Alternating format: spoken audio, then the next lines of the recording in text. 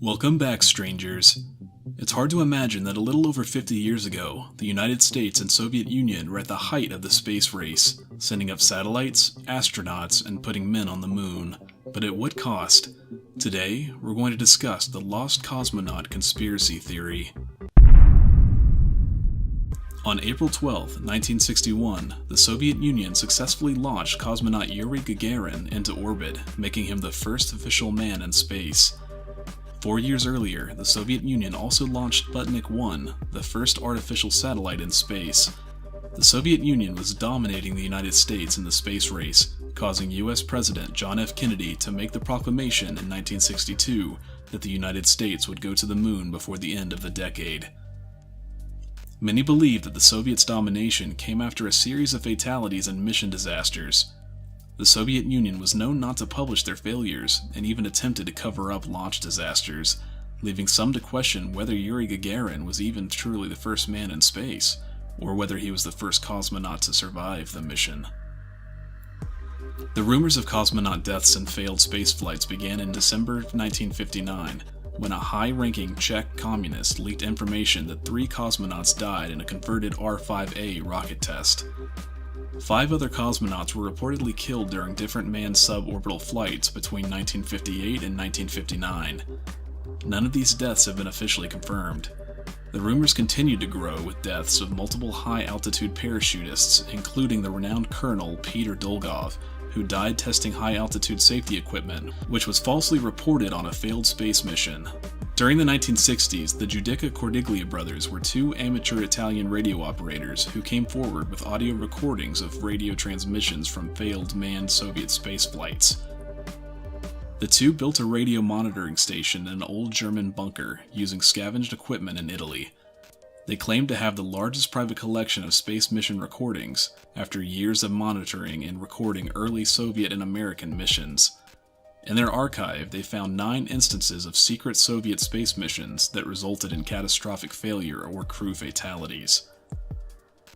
A few of the brothers' recordings did occur during the time of the rumored secret Soviet missions. In 1960, the brothers intercepted an SOS Morse code distress signal from a cosmonaut orbiting Earth. NASA later confirmed the discovery of a Soviet orbital capsule that they said was unmanned and left over from earlier test missions. In April of 1961, days prior to Yuri Gagarin's famous spaceflight, another manned space capsule was recorded orbiting the Earth 3 times before entering the Earth's atmosphere by the brothers. This coincides with the rumored flight of Vladimir Ilyushin, who some claim was the first successful man in space.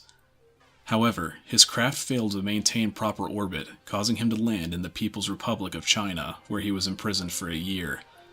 By the time he was released, the Soviets had already declared Yuri Gagarin as the first man in space. Another strange incident occurred 3 weeks before Yuri Gagarin's successful mission. An ejector seat parachuted from a space capsule above the Soviet countryside, March 25, 1961. The villagers in the area were in awe at the discovery of what they thought was a dead cosmonaut after they had witnessed the space capsule re-entry overhead. The Soviet Union dismissed the body as their test dummy known as Ivan Ivanich, a dummy that was sent on multiple missions in space, with some even including human voice recordings to test radio systems before Gagarin's spaceflight. Some of the more disturbing recordings the brothers have in their archive include what they believe is the radio transmission of a cosmonaut suffocating to death. Another is evidence of a manned spaceflight stuck drifting in deep space after the pilot lost control of the craft. The creepiest is the recording of a female cosmonaut saying, "I am hot," as she burns up during re-entering the Earth's atmosphere.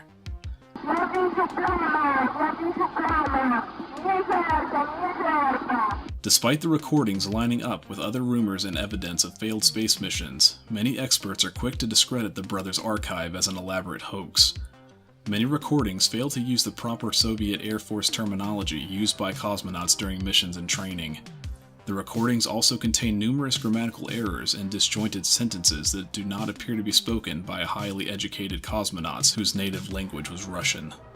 Radio experts say there was no way possible that the amateur brothers could have recorded unique signals with their improvised radio network.